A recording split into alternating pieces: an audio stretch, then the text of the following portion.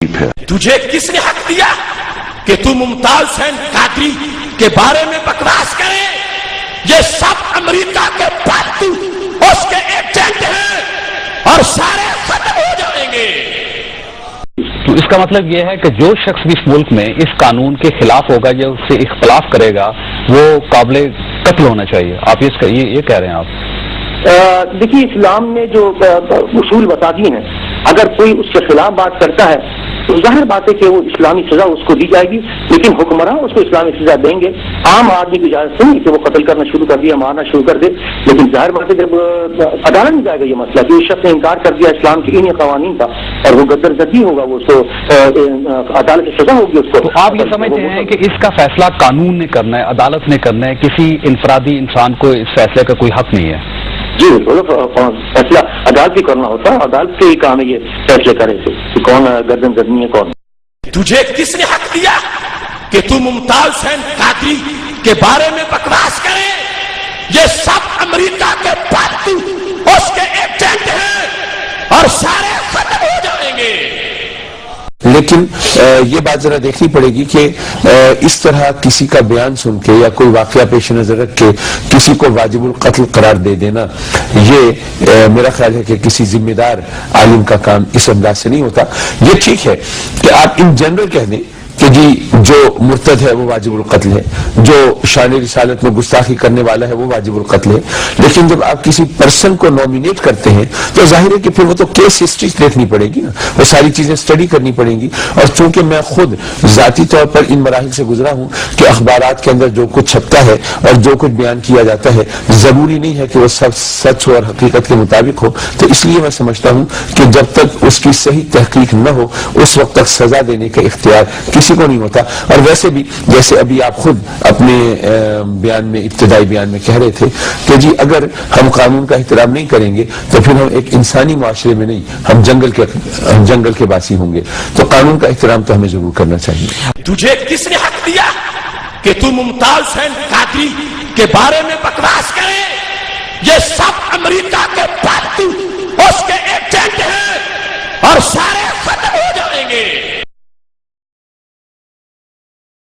آج اس حساس موڑ پر جبکہ ممتاز حسین قادری کے خلاف امریکہ ہے، برطانیہ ہے، یہود ہنوت، ان کے چیلے، امریکی گٹروں کے کیڑے، وہ سارے اکٹھے ہو چکے ہیں، اور ایسے میں سوچنا چاہیے کل کون ہے جو سلمان تاثیر کے ساتھ اٹھنا چاہتا ہے اور کون ہے جو کل عاشق رسول کی ہمراہ لواء الحمد کے نیچے جانا چاہتا ہے۔ جھوٹی قیادتوں کے بت توڑ دو۔ اگر کوئی سیاسی وڈیرا بھی بولتا ہے عمران خان جیسے لفنگے کو بھی لگام دینے کی ضرورت ہے کہ تجھے کس نے حق دیا کہ تو ممتاز حسین قادری کے بارے میں بکواس کرے؟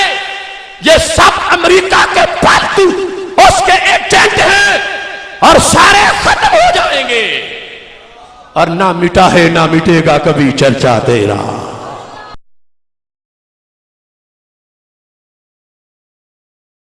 انقلابی کی گفتگو سنیں۔ Can you assure them that you will tackle terror more effectively and you will be more reassuring about India's concerns? Well,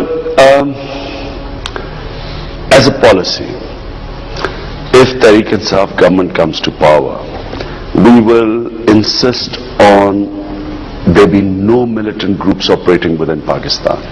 When I say that no militant groups, it means no militant groups. Including Jamaat-ul-Dawa? Exactly. There would not be any militant groups operating within Pakistan. Can I ask you something? How can I be more specific than that? Would you name Jamaat-ul-Dawa, Falah Insaniyat and Hafiz Saeed and say that you put a check to these three people? Will you name them? Look, I'm living in Pakistan. Pakistan at the moment is the most polarized country in the world. A governor gets shot, his assassin becomes a hero. There's no point in sort of becoming a hero right now in this country where there's no rule of law. Life is very cheap here. زندگی بہت سستی ہے اور law and order اس ملک میں نہیں ہے۔ مجھے اور تمہیں کہنا ہے کہ انقلاب لاؤ۔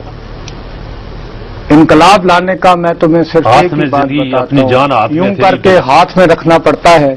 آپ اس کو یہ کہہ رہے ہیں کہ میں حکومت میں آؤں گا تو کوئی دہشت گرد جماعت نہیں ہوگی، وہ کہتا ہے بشمول جماعت الدعوہ، تو آپ یہ جواب نہیں دیتے کہ وہ تو ایک فلاحی تنظیم ہے، آپ کہتے ہیں ایگزیکٹلی کہ کوئی بھی جماعت، نہیں جی، نہیں ایگزیکٹلی ایگزیکٹلی جی، ٹھیک جی۔ ہے نا، اور اس کے بعد پھر وہ ان کے نام لیتا ہے تو کہتے ہیں یار دیکھو میں یہاں زندہ رہنا چاہتا ہوں، بس یہاں پہ بکری نکلانا میرا انقلابی، ورنہ یہ انٹرویو سننے کے بعد میں تو کہہ رہا تھا اسٹیٹس مینلی بندہ آ گیا یار، جو بندہ جو اس کے دل میں کہہ رہا ہے، میں کہا بکری ہو گیا۔ تم ہر دوسرے پروگرام میں اپنا پورا زور لگاتے ہو کہ کسی نہ کسی طرح میرے منہ سے کوئی ایسی بےہودہ بات نکل جائے جس سے میرے پہ کفر کا فتویٰ لگ جائے، اور ہر طرح کے علماء کرام جیت ٹائپ کے وہ دوسرے تیسرے دن پھر میرے وہ فیس بک پہ بھی کافی مثلا میں واجب القتل سنساری کا مجرم ٹھہرا کے گھوم رہا ہوں، اس کے باوجود اللہ کے فضل سے اگر میں حافظ سعید کو دہشت گرد سمجھتا ہوں تو میں جو خود اپنی گاڑی چلاتا ہوا، جو لوگوں کے بچوں کو نہیں کہہ رہا کہ انقلاب لاؤ، میں خود اپنی گاڑی چلا کے بغیر کسی گارڈ کے جاؤں گا۔ جیسے ان کے فیس بک گنڈے جو ہیں جب ماں بہن کی گالیاں دیتے ہیں فون کے ذریعے، یہ وہ سنتے ہیں ہنستے ہیں کہ چلو یار ٹھیک ہے، تو میری جان دوسرے کو کہتے ہو کہ انقلاب لاؤ تو کہتے ہو کہ I have to leave in this country, ادھر تو جو گورنر کو مارتا ہے وہ ہیرو بن جاتا ہے، میں نے ممتاز قادری اگے کیوں ڈا رہے ہیں، اور کھلا ہی ہو تیرے انقلابی نہیں چھوڑو یار کیا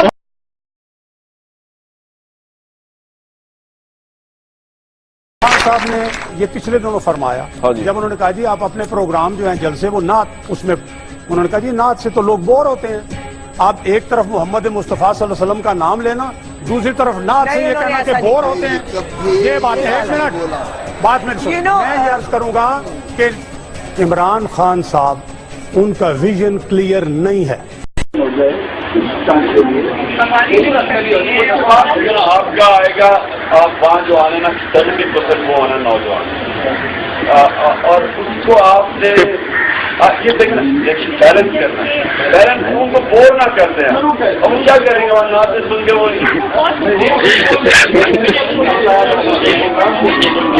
لگاؤں سر مشرف کو